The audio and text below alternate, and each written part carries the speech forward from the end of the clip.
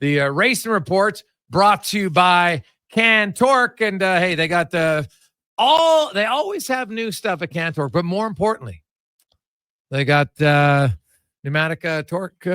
What we like, Struds likes to call them nut huggers, but they're not nut huggers. Colin Livingston joins us now. Colin, let's get the official term, not the strutty term. How you doing? You know what? I'm doing okay for a working guy. A little bit rough today. I've done a number of these teachers conventions. Obviously, my girlfriend is a teacher.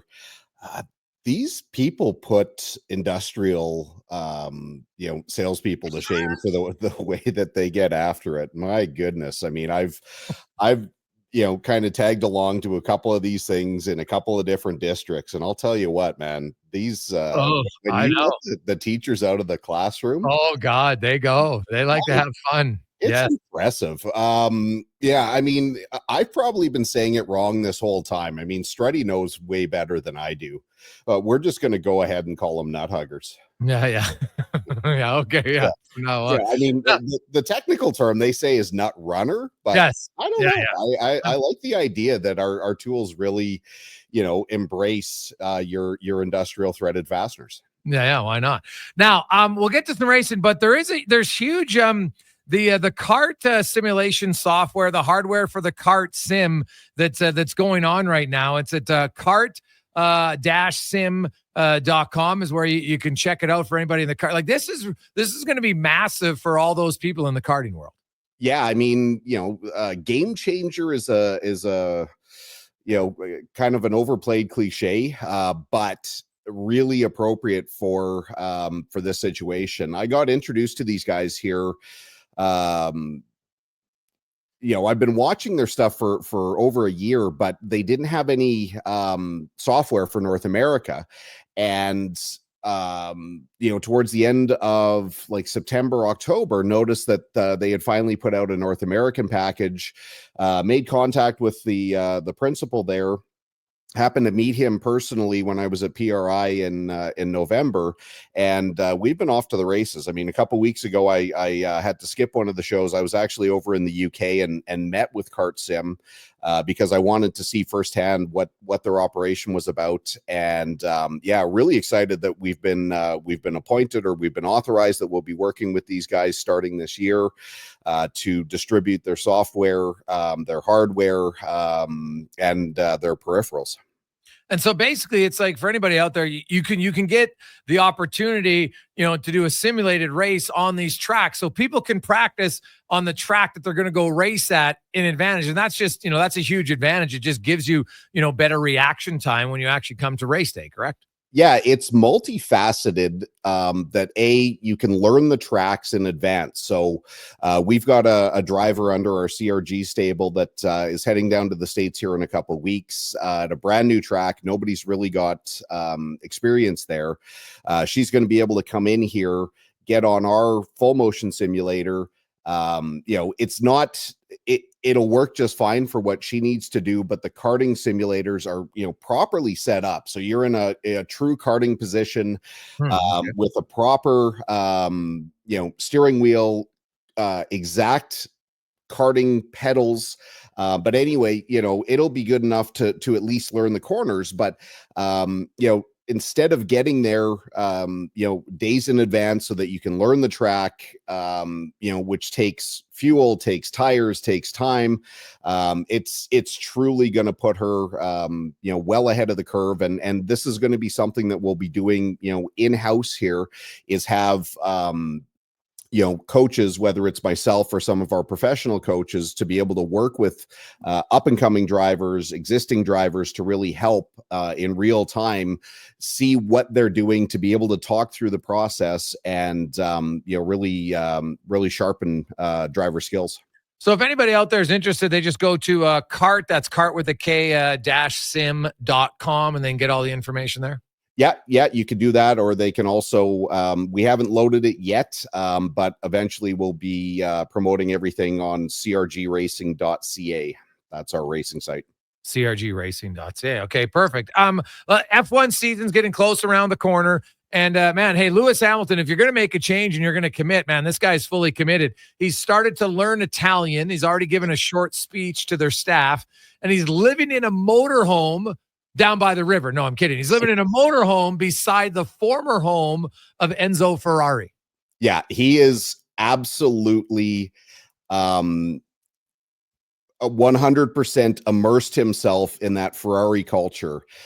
He's talked about how he's able to, basically wake up, walk into the factory, get to the simulator, talk to the crew, work on ideas.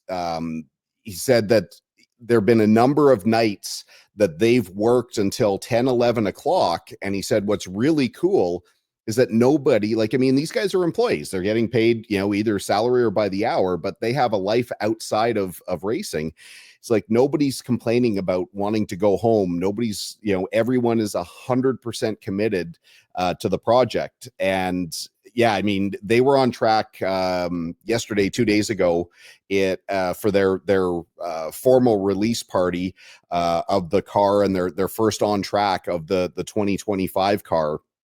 And the fans actually started chopping down trees around the racetrack in the Ferrari test track so that they could get a better view. Now, the guy who did that actually got charged by the police today. I just read that before we went live, but really cool. Everyone seems to be on board. Now, early days and nobody knows what this car is going to do and how it's going to stack up against what everybody else has done, but there's sure a ton of excitement for everyone in Maranello. Oh God, yeah, like you're bringing in Lewis Hamilton. Now, one change, and man, I've obviously watched a lot more F1 the last few years than I ever have, and I get the history of the track, but Monaco might be the worst track for me to watch. Like there's barely any passing, nothing happens. And now they're going to increase the number of mandatory pit stops at Monaco. Why? What's their reasoning? Well, they can't change what's happening on track. Like last year, the top 10 did not change positions once throughout the race. There wasn't any kind of there wasn't an on-track pass. There wasn't anything that happened pit road. What they're hoping is if you don't execute these pit stops perfectly, it can cause an issue, and that might lead to some on-track action. Right. Again, my contention is that Monaco is long past suitable for Formula One cars. Yeah, they're too big and fast. Yeah, it's a cool city, and yes, there's history, but the product that they're producing is terrible. It's not racing. It's, to me, it's the same equivalent to what happens for NASCAR at Daytona and Talladega, where it's just a big pack of cars running around where you know that there's not, Daytona and Talladega have at least a little bit of passing, but you've also got drivers that lay off until the last 5 laps. Like that to me is not racing either, but it's at least the FIA saying and Formula One saying, we want to try something. But again, I think Monaco is long past its expiry date.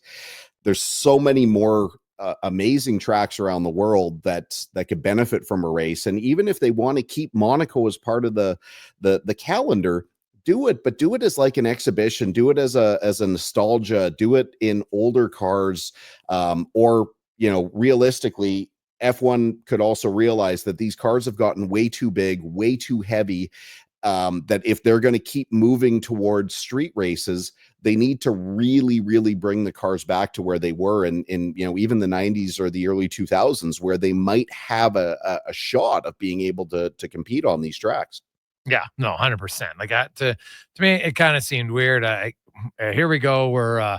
We know we can't get passing, so we'll try to hope for a mistake in the pits. Which, like, no offense, if a guy has a 3.4 second pit instead of 2.6, I don't think that's riveting television. And everyone's like, oh my God, I can't believe that 0.8 of a second difference in the pit. That really made my vision of enjoying the game much better. Now, speaking of Daytona, I'm sure you were loving watching that final lap where, Hamlin's in the lead and all of a sudden it's chaos and the guy comes out of 5th place in the last lap to win. And it's just like NASCAR's like, oh, this is great. Like I'm stunned by it. Like, it just, you're just allowed to run guys off the road down the stretch, and someone's like, well, I'll take a chance. If I don't win, then someone behind me is going to win. I just know the guy in first isn't going to win. To be honest, I didn't watch. I saw one of the highlights where one of the cars went upside down.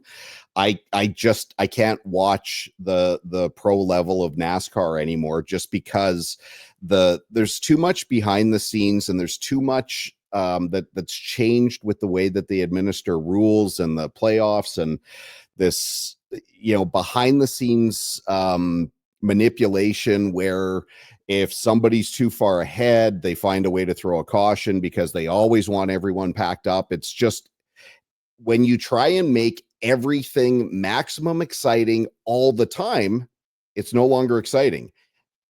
Instead of trying to focus on building a product, like, NASCAR racers are great drivers. I don't want to take anything away from them, but the way the sport's evolved and the way that the rules have evolved and these cars have evolved, it's not great racing anymore. And they're trying to focus on things that, they're not focusing on the racing for sure. All they're focusing on is, look at how close the cars are. We had this great accident. They always call it the big one. And eventually someone's going to get hurt. I mean, the last guy I remember getting hurt in one of those was Ryan Newman, and it basically ended his career. I really think they need to kind of go back to the days where, drivers could actually modulate the throttle. They could actually pass. The aerodynamics weren't so important. Like, they need to take the technology out of these cars to free them up and let these drivers show what they can do. And where you get guys like Kyle Larson and Kyle Busch and, a guy like Denny Hamlin, these are great race car drivers, but they're kind of held hostage by the format of what the series has become. Again, I can't watch it because it's so over the top. It's, again, it's vehicular entertainment. It's not racing. Colin, great stuff, man. I really appreciate it. Have yourself a wonderful weekend. Enjoy it, and we will chat with you next Thursday. I'm going to go rip some laps here at Orlando in the kart simulator. All right. Well, don't crash. Good luck. I can. It doesn't cost anything. It's perfect. Oh, yeah, I guess that's true. Yeah. That's Colin Livingston. The Racing Report brought to you by CanTorque.